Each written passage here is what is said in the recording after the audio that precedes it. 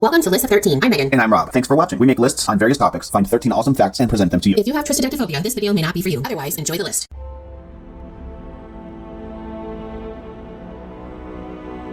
The average American adult works 38.7 hours per week. Crazy thing about that seems really low to me, but that means that the average American spends about 8 hours a day at work, so hopefully it's a nice place to be. Unfortunately, for some people that is not the case. Today we present 13 signs your job is toxic. Number 1. If you are physically and mentally exhausted at the end of each workday, your workplace may be toxic. I can say I've experienced this one before. I think it's reasonable for this to happen from time to time, depending upon what's going on at work and in your life, but if it's happening all the time, here's your sign. Or flag, your red flag. Right, not to be confused with your freak flag. Number 2. There's no room to make mistakes. When you are always afraid of losing your job, your workplace is probably toxic. This isn't to be confused with those of us that are perfectionists. It's when you really actually could lose your job if you make a mistake. That's Yes. a problem. Number 3. Coworkers who don't trust each other are often a red flag. I've had some of those in the past, very unfortunately, and yes, they were at toxic workplaces. Me too. If you know that they're just going to go ahead and get out the bus and back over you with it, I'd like to skip that part. Right. Number 4. If your organization has difficulty retaining employees, this is a very bad sign. Unlike those where people get promoted and move on to new position, that's a good sign. Yes. Number 5. You regularly experience physical symptoms of work stress, including digestive issues, sleep problems, fatigue, aches, and panic attacks. Yeah, those are things that are definitely no good.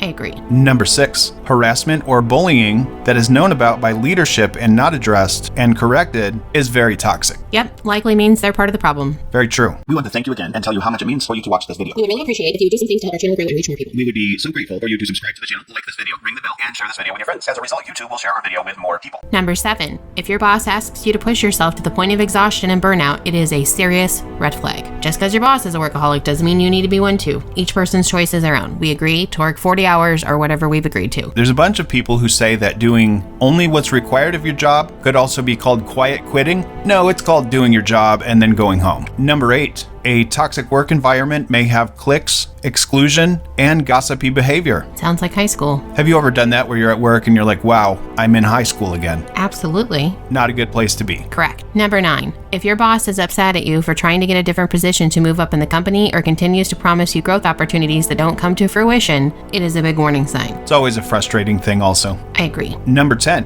When you are surrounded by colleagues that are constantly complaining about work, it can wear on you. That's because emotions are infectious, especially negativity. This is also a sign of toxicity. Yeah, there's always a time and a place. People do need to vent. It's healthy if you have a sounding board, but just constantly being in that place all the time, mentally draining. Number 11. People frequently feel gaslighted by their employer. This is a bad sign. Gaslighting by anyone is bad, but I think employer gaslighting is probably one of the worst. Probably right up there after relationship. Yes. Number 12. If your company's leadership is awarding jobs to their friends, family, or acquaintances, especially if they lack qualifications for the position, your workplace could be toxic. Absolutely. And number 13. If your manager knowingly withholds valuable information, ask them about it. If you're unable to get a reasonable response, it might be time to start looking for a job elsewhere, as this is another sign of a toxic workplace. So how do you deal with a toxic environment? It's good to weigh your options. Maybe it's time to find new employment. Maybe it's time to reclaim your agency. Having someone you can trust who can support you and help you navigate the way forward is important. And whichever you choose,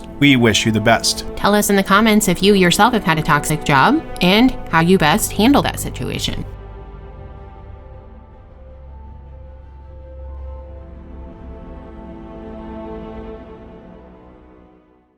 Thanks again for watching. If you have an idea for a new video, tell us in the comments. We'll mention you if we do it. We hope you have an awesome day. And please be kind to each other.